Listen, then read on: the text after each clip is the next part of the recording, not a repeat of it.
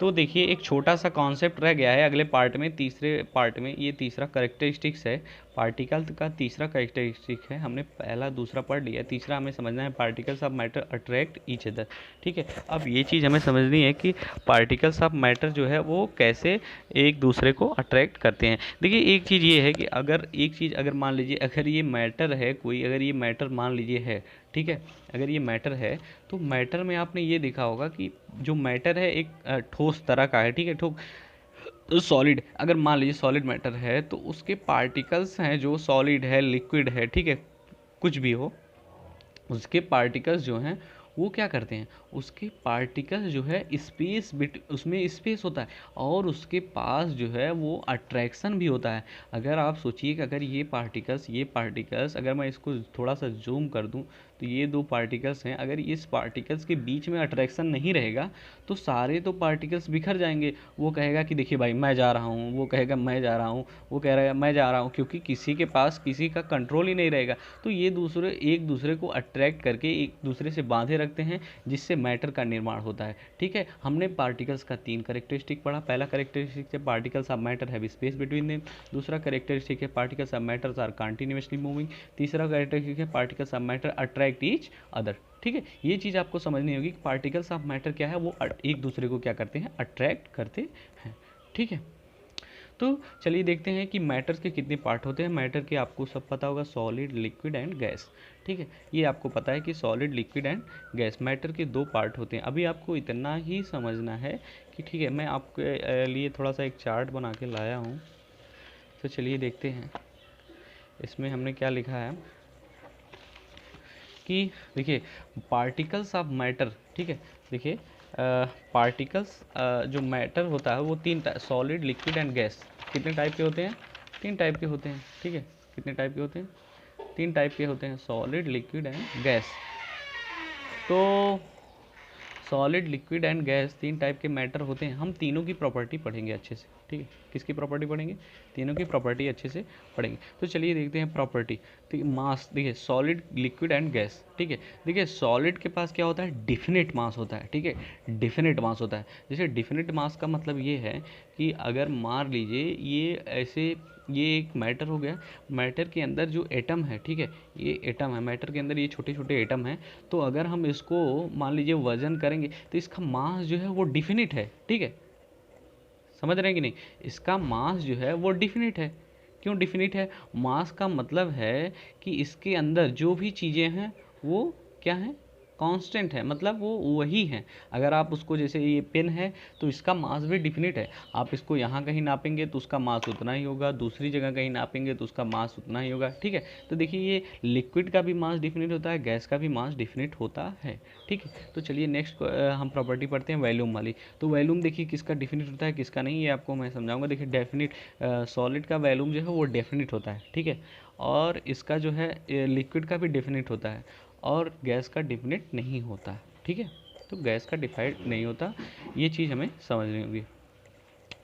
Volume का मतलब है, देखिए अगर मान लीजिए लिक्विड है, मान लीजिए थोड़ा सा मैं आपको समझाता हूँ कि एक ऐसे मान लीजिए एक ग्लास ले लीजिए। ठीक है, एक ग्लास ले लीजिए, आप इसके अंदर जितना लिक्विड डालेंगे, ठीक है, जितना लिक्विड डालेंगे क्या होगा उस, मतलब जितना लिक्विड डालेंगे उतना ही लिक्विड रहेगा, फिर दूसरे ग्लास में भी उतना ही मतलब एकदम वॉल्यूम जो है वो डिफिनिट है, डिसाइड है भाई वही होगा। ठीक है, समझ में आया कि नहीं। तो हमें वॉल्यूम देखा कि दोनों सॉलिड और लिक्विड का डिफिनिट होता है। देखिए मास जो है तीनों का डिफिनिट होता है, आपको तो ऐसे ही याद हो गया। ठीक है, और जो है वॉल्यूम जो है वो 2 का डिफिनिट होता है। इसको आप ऐसे देखिए, ये मास जो है तीनों का डिफिनिट होता है। ठीक है, और वॉल्यूम जो है 2 का डिफिनिट होता है, वॉल्यूम जो है वो 2 का डिफिनिट होता है। ठीक है, तो चलिए देखते हैं नेक्स्ट क्या है। शेप, शेप जो है, देखिए शेप क्या है, शेप जो है, शेप इसका भी डिफिनिट सॉलिड का शेप डिफिनिट होता है, बाकी दोनों का शेप डिफिनिट नहीं होता है। क्योंकि आप देखिए जैसे अगर यहाँ पे पानी है, पानी को हम क्या करेंगे, ग्लास में डाल देंगे तो उसका शेप पकड़ लेगा। ठीक है, अगर हम दूसरे बर्तन में डाल देंगे तो उसका शेप पकड़ लेगा। इसी तरह अगर किसी भी बर्तन में डाल देंगे उसका शेप पकड़ लेगा। ठीक है, ग्लास में डालेंगे, आप किसी और मग में डालेंगे तो उसका शेप पकड़ लेगा। लेकिन जो सॉलिड है, अगर मान लीजिए एक ब्रिक ले लें, ब्रिक मतलब ईंट, अगर ईंट हम ले लें तो उसका शेप तो जो है फिक्स्ड है, आप किसी में भी डालिए। इसका गैस में भी हाँ तो देखिए हमारा नेक्स्ट पार्ट में हमने ये समझाया कि ये शेप, ठीक है, डिफरेंट शेप इसका होता है। जैसे अगर हम ब्रिक ले लें तो इसका भी शेप फिक्स्ड है, अगर हम लिक्विड ले लें तो इसका भी शेप जो है वो फिक्स्ड नहीं है, और गैस ले लें तो इसका भी शेप फिक्स्ड नहीं है। क्यों नहीं है? क्योंकि अगर गैस देखिए कंटेनर में डाल दी जाए तो भाई कंटेनर जो है, अगर गैस कंटेनर में डाल दी जाए तो गैस जो है तो वो कंटेनर का शेप ले लेगी। अगर पानी जो है कंटेनर डाल दिया जाए तो कंटेनर का, अगर ग्लास में डाल दिया जाए तो ग्लास का, इसलिए दोनों का शेप डिफिनेट नहीं है। आप देखिए एक पैटर्न यहाँ पे पाएंगे, बहुत अच्छा पैटर्न, कि देखिए मास जो है तीनों का डिफिनिट होता है, ठीक है, वॉल्यूम जो है दो का डिफिनिट होता है, ठीक है, और शेप जो है एक ही का डिफिनिट होता है, ठीक है। तो चलिए हम नेक्स्ट प्रॉपर्टी पढ़ते हैं। हमारी नेक्स्ट प्रॉपर्टी जो है वो है डेंसिटी। क्या है? डेंसिटी, ठीक है। हमारे नेक्स्ट प्रॉपर्टी क्या है? हमारी नेक्स्ट प्रॉपर्टी डेंसिटी है। तो चलिए डेंसिटी को पढ़ते हैं अच्छे से। तो डेंसिटी क्या है? देखिए डेंसिटी जो है, अभी आपको डेंसिटी का फार्मूला होता है मास अपान वॉल्यूम, ठीक है। ये चीज़ आप पढ़ेंगे, लेकिन मैं थोड़ा सा आपको समझा दे रहा हूँ कि एक चीज़ आप समझिए, डेंसिटी से मतलब है कि कितना डेंस है, ठीक है। देखिए जो सॉलिड होता है वो ज़्यादा डेंस होता है, आपको खुद पता है कि जो सॉलिड है वो ज़्यादा डेंस होता है, लिक्विड उससे कम डेंस होता है, और जो है गैस जो होता है वो सबसे कम डेंस होता है, ठीक है। ये चीज़ समझ में आई कि नहीं? तो देखिए अब कंप्रेसिबिलिटी क्या है? कंप्रेसिबिलिटी का मतलब ये है कि हम उसको कितना कंप्रेस कर सकते हैं। आप लोग को ये पता होगा कि अगर किसी को नहीं पता है मैं बताऊं, जैसे अगर सॉलिड का पार्टिकल्स है तो हम उसको कंप्रेस कंप्रेस का मतलब उसको दबा नहीं सकते, ठीक है। ये सॉलिड का पार्टिकल उसको दबा नहीं सकते, लेकिन अगर यहाँ पे लिक्विड है थोड़ा सा, तो उस देखिए जैसे अगर लिक्विड है यहाँ पे, मान लीजिए सॉरी लिक्विड है, तो देखिए ये थोड़े दूर दूर लिक्विड के पार्टिकल्स जो हैं वो थोड़े दूर दूर होते हैं, ठीक है। आपको ये तो मालूम होगा कि सॉलिड के जो पार्टिकल्स हैं वो सबसे नज़दीक होते हैं, उसके बाद लिक्विड के, और उसके बाद गैस के। मतलब लिक्विड में थोड़ा ज़्यादा स्पेस होगा, गैस में उससे ज़्यादा स्पेस होगा, और सॉलिड में सबसे कम स्पेस होगा। देखिए लिक्विड के जो पार्टिकल्स हैं, आप इसको क्या कर, आप इसको बाहर से ऐसे दबा सकते हैं तो ये थोड़े पार्टिकल्स और हो जाएंगे, ठीक है, इसलिए मतलब ये कंप्रेस हो जाएंगे।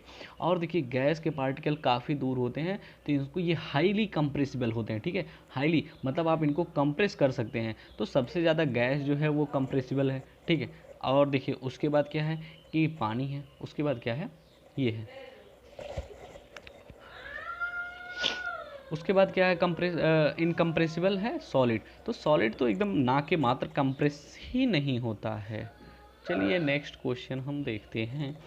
देखिए और डिफ्यूज़न क्या है, कि सॉलिड जो है डिफ्यूज़न नहीं करता। डिफ्यूज़ का मतलब होता है कि एक दूसरे में घुल मिल जाना। जैसे अगर दो मैटर के एटम जो हैं, ये देखिए ये पार्टिकल्स हैं, ये इनके पार्टिकल्स हैं, ये पार्टिकल्स हैं, अगर दोनों के पार्टिकल्स आपस में ऐसे घुल मिल जाते हैं तो इनको कहते हैं डिफ्यूज़न, ठीक है। डिफ्यूज़न देखिए सबसे ज़्यादा डिफ्यूज़न किस में होगा? सबसे ज़्यादा डिफ्यूज़न होगा, सबसे तेज़ किस में डिफ्यूज़न होगा? गैस में होगा। क्योंकि गैस में, देखिए गैस में इसलिए सबसे ज़्यादा डिफ्यूज़न होता है क्योंकि इसके पार्टिकल में स्पेस सबसे ज़्यादा होता है, ठीक है। इसके पार्टिकल में सबसे ज़्यादा स्पेस होता है। आप देखिए इसमें स्पेस ज़्यादा होता है तो इसके पार्टिकल में थोड़ा फोर्स ऑफ अट्रैक्शन भी कम होता है, ठीक है। इसमें फोर्स ऑफ अट्रैक्शन भी कम होता है और इसके पार्टिकल्स एक दूसरे से मिल भी जाते हैं, ठीक है। तो गैस में सबसे ज़्यादा डिफ्यूज़न होता है। और देखिए उसके बाद जो है लिक्विड में भी होता है, लेकिन उसमें नहीं होता है। थर्मल एक्सपेंशन क्या है कि थर्मल एक्सपेंशन का मतलब है कि अगर हम हीट देंगे तो सबसे ज़्यादा कौन ज़्यादा एक्सपैंड करेगा, मतलब फैलेगा। तो सबसे ज़्यादा, सबसे कम ये, उसके बाद ये, उसके बाद ये, मतलब ये सॉलिड लिक्विड गैस, ठीक है। और रिजिडिटी मतलब रिजिड कौन है? देखिए मतलब रिजिड, देखिए सॉलिड जो है वो तो भाई रिजिड है ही, ठीक है। और ये क्या है?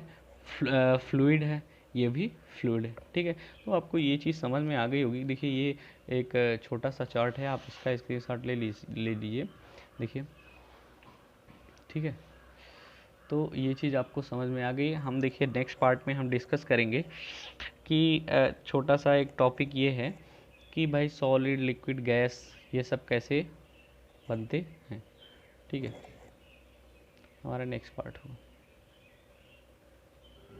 Solid liquid.